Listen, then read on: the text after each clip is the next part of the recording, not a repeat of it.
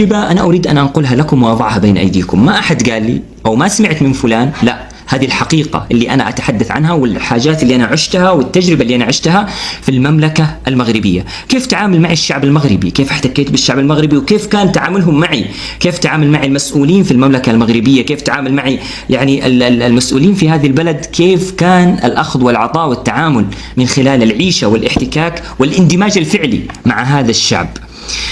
الحقيقة اللي لابد أن نعرفها أن هناك يعني زاوية جميلة جدا أنا عشتها في المملكة المغربية، تجربة جدا رائعة يعني أتحدث عنها وأنا سعيد في هذا المقام. أنا يعني شاب من المملكة العربية السعودية، طبعا كنت في سن أصغر من كذا، يعني الكلام هذا قبل 5 سنوات أو أكثر. دخلت المملكة المغربية وفكرنا أن نستثمر، أو أنا وبعض الإخوة الفضلاء الكرام. لما دخلنا للبلد قررنا أن ننشئ شركة لها علاقة بمجال المطاعم. أول ما دخلت المغرب وبدأت أبحث وبدأت أحاول أنني أرسم صورة جيدة عن عملية الاستثمار في هذه البلد، وجدت كل الترحيب وكل الدعم في المملكة المغربية. والله العلي العظيم ما وجدت من أهلها إلا كرم واهتمام ودعم ومساعدة ووقفة رجال. تعامل جدا كان على المستوى. هذه حقيقة أنا عشتها، جربت يعني هذه التجربة وكنت جدا سعيد بها. أول ما دخلت المملكة المغربية ذهبت للدار البيضاء طبعا، وكانت هي المقر الرئيسي اللي كنا راح نبدأ فيه مشروعنا وعملنا، وراح تشاهدون أثناء حديثي مقاطع لهذا العمل اللي احنا عملناه في الدار البيضاء. اتجهت لمعالي أو لوالي الدار البيضاء الكبرى المهندس خالد سفير آنذاك في ذلك الوقت. والله العلي العظيم عندما دخلت له وعرفت بنفسي وحاولت اني يعني اخذ منها الدعم وكذا وبعض التوصيات والنصائح، والي الدار الكبرى دعمني وشجعني، واتصل على مدير مركز الاستثمار في الدار البيضاء ووصاه انه يدعمني ويبين لي كل الامور ويبسط قدامي كل شيء.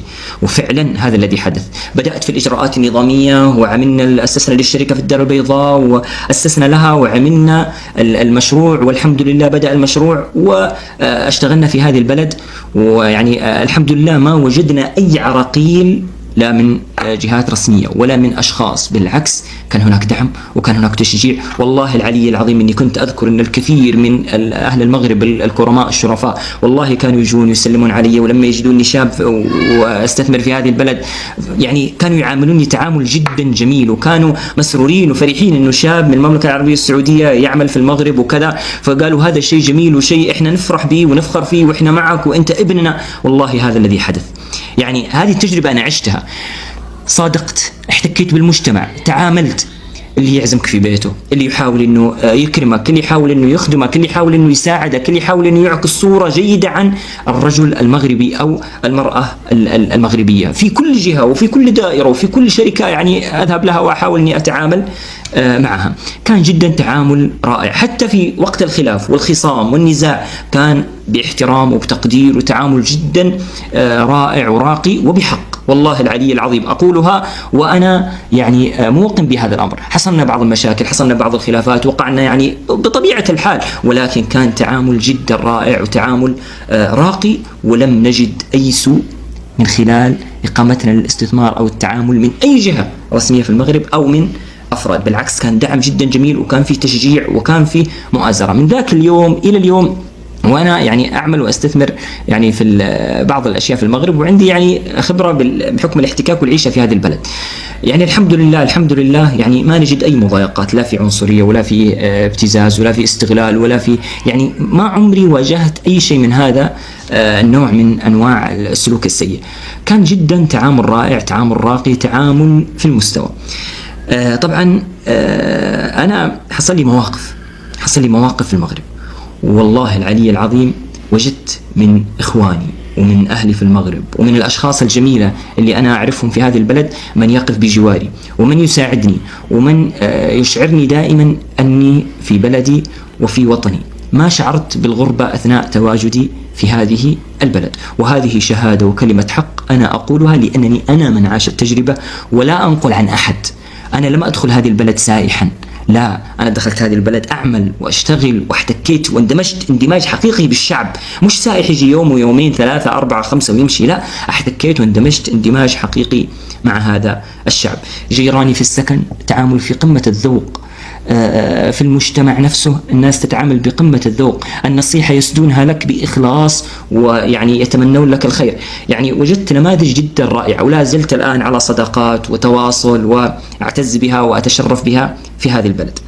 أما من ناحية تجربتي كاستثمار، المغرب بلد منظم والاستثمار فيه جيد، ولكن يحتاج أن يكون عندك رؤية واضحة وهدف واضح ويكون شغلك منظم. يعني ما تحاول أنك تدخل بشكل عشوائي وما عندك هدف واضح وما تكون دارس الوضع ودارس البلد بشكل جيد، وهل مشروعك سيناسب أنك تقيمه في هذا البلد، وهل هناك يعني جدوى من إقامة هذا المشروع في هذا البلد أم لا. إذا وجدت أن الأمور مناسبة توكل على الله، لن تجد مضايقات نهائيا، بالعكس ستجد الدعم، ستجد التشجيع، ولكن حاول أنك تبدأ صح وتختار الأشخاص الثقات اللي يكونون معك واللي يكونون حولك والذين يسدون لك النصيحة. هذه الأشياء وهذه العوامل سوف تساعدك بإذن الله عز وجل أنك تنتقل إلى مرحلة مميزة وتتميز وتنجح في هذه البلد. طبعا دائما أنا أنصح الإنسان اللي بيزور المغرب أنه يعني يفهم البلد جيدا ويعرف إيش الهدف من هذه الزيارة، وين بيروح وين بيتجه وأين بيسكن وإيش الخطة والجدول اللي هو راح يقوم به في هذه البلد والمدن اللي راح يزورها. لابد أنك تعرفها جيدا قبل أن يعني تقرر الذهاب لهذه البلد حتى تستمتع بها الاستمتاع الجميل. في فيديو أيضا في قناتي موجود كان عن زيارتي سوق الأحد في المغرب، في فيديو أيضا موجود عن حديقة التماسيح في أكادير في مدخل مدينة أكادير اللي هو كروكو بارك. في مقاطع لي مختلفة، ولكن أنا طلب مني كثيرا أتحدث عن تجربتي في المغرب. والله العلي العظيم كانت تجربة جدا رائعة وجميلة، وأنا أشكر الشعب المغربي المضياف الجميل الكريم، وشهادة حق ما زادني هذا الشعب الكريم الطيب إلا حبا ورغبة في الاستمرار والاستثمار في هذه البلد وديمومة الزيارة لهذا البلد الكريم، وأنا دائما أعتز بهم كأصدقاء وإخوة وأهل. فهذه تجربتي في المغرب. أنا اشتغلت في مدينة الدار البيضاء، اشتغلت في أكادير، زرت أغلب مدن المغرب، تعاملت مع جميع الأطياف ومع جميع الفئات في المجتمع. كان تعامل جدا جميل، كان تعامل جدا رائع رائع رائع رائع لأبعد حد. فدائما أنت من يصنع الاحترام لنفسك عندما تنزل أي بلد وعندما تطأ قدمك أي موطن، أنت من يصنع الاحترام لنفسك.